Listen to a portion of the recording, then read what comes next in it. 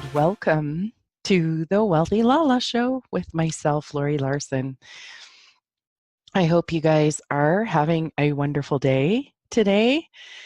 And so this is episode 192, and it's going to be published on my 31st wedding anniversary. Yeah, we got married April 30th, 1988, lived together for about a year beforehand. And and then have been dating since we were 16. So I think that's going on like 37 years. We took a small break in between, which was a part of what created it as being greater too. So yeah, how's it get any better? And it's interesting, the whole concept of celebrating something like that. And I know I've mentioned this before, but looking at this idea of, having been married for this long in a relationship with one person, I have changed so much over the years that I'm sure that that's been an interesting adventure. Well, actually, it has for both of us. you know, if you're going to live with Laurie, you got to be able to change.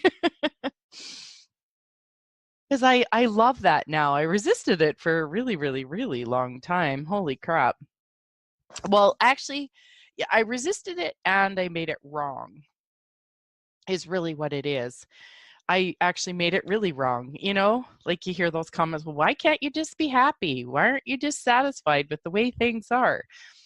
And then you find out that life is intended to grow, be birthed, grow, die, be birthed, grow, die. And that's our physical bodies, that's our experiences, that's relationships, that's, otherwise we'd be like in school forever. Can you imagine if we did everything from the first day of our life exactly the same for the rest of our life? I think we'd get a little annoyed if our parents still helped us with all the things they helped us with when we were, 1 month old or something.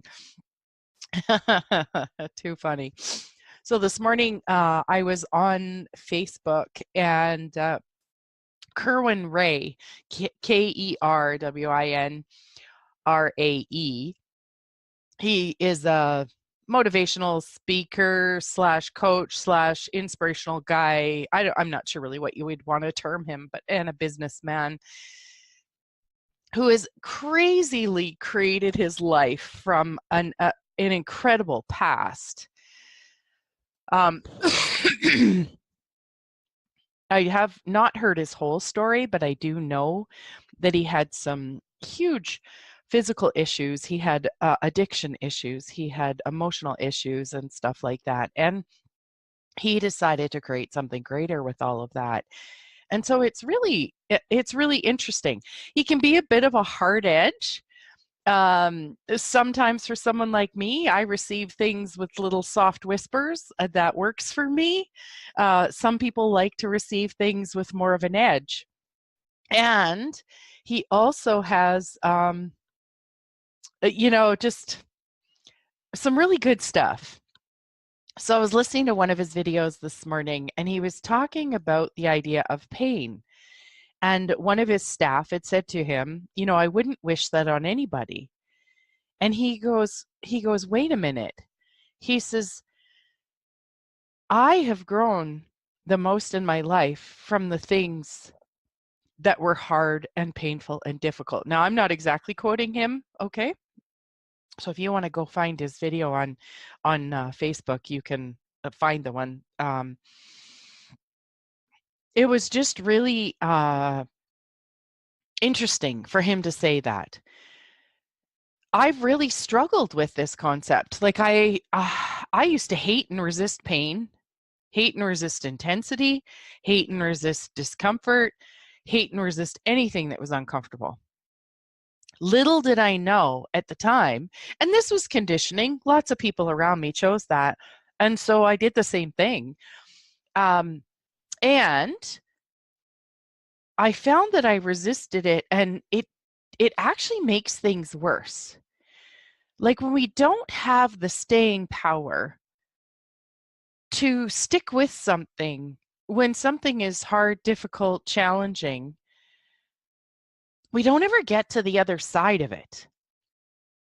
And if you're, he was even talking to a staff member and saying, you're a runner. You're a person who does running.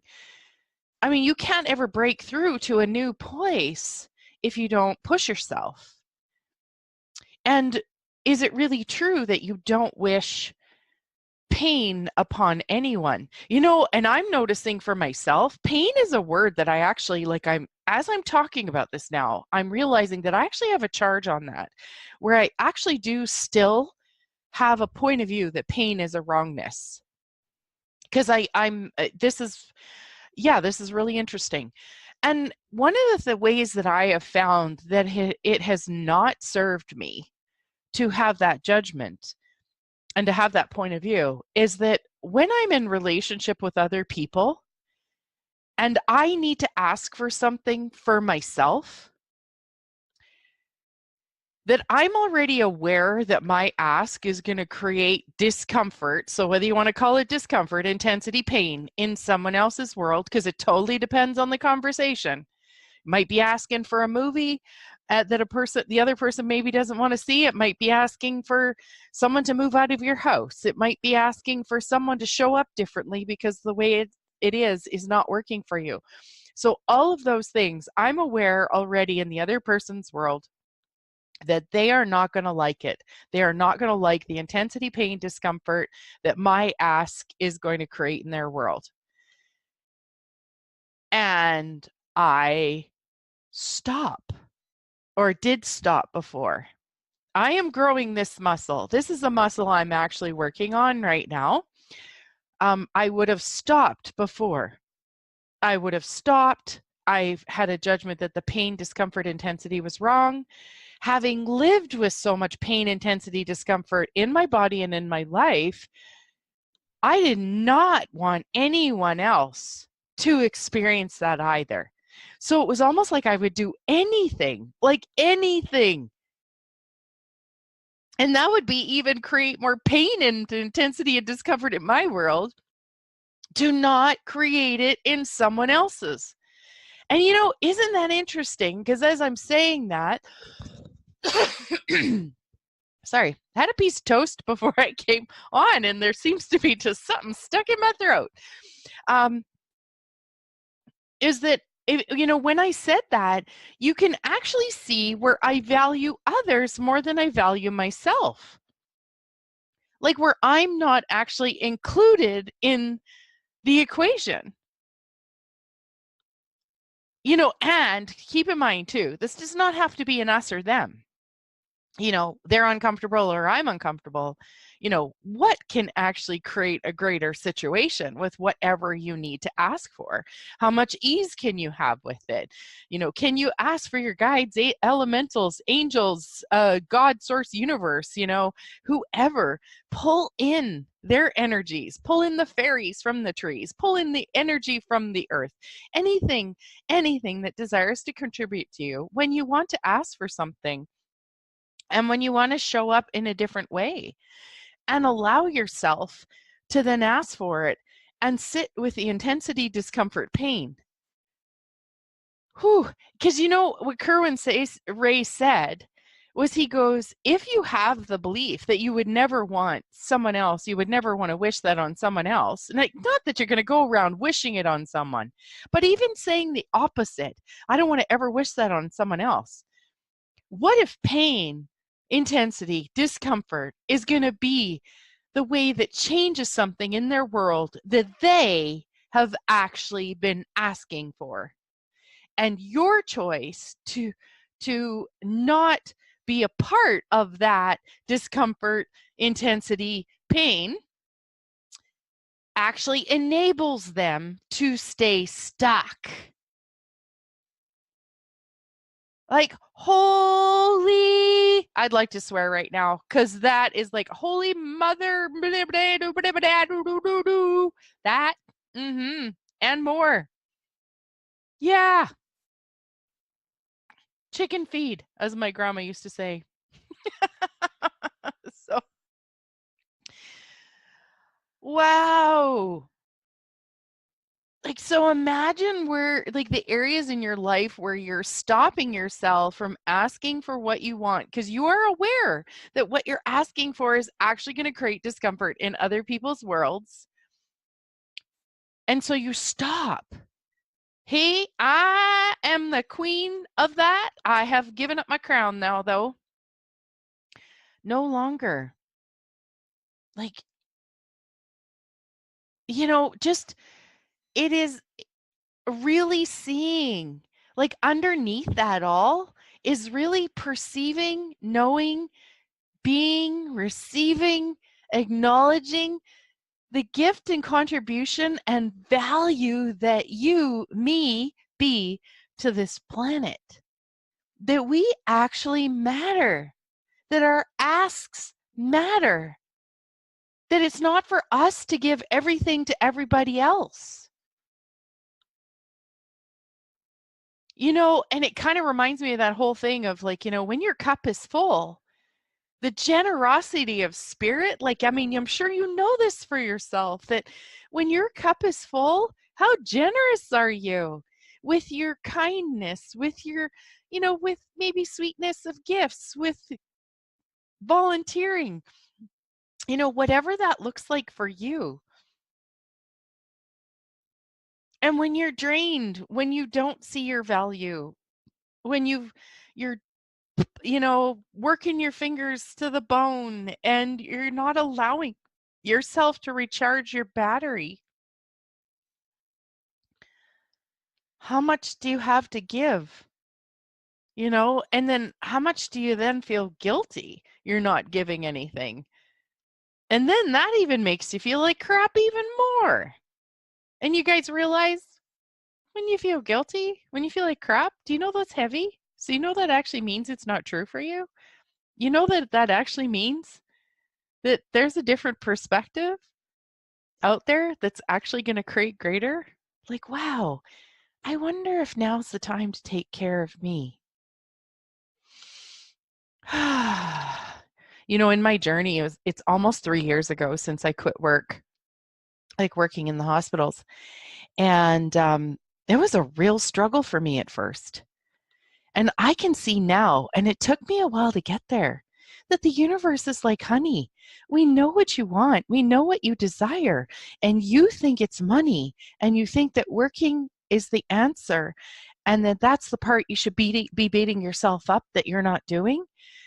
But we're actually going to show you that what you've really been asking for is self-love, is self-care, is self-nurturing, time to yourself. You've had things in your past that you have wanted to deal with. We're going to give you the space for that. And oh my God, you guys, I'm going to tell you, I fought it. I fought it to the point where the only time I would actually choose that is in the middle of the night, because my body would wake me up, my body or my head overthinking.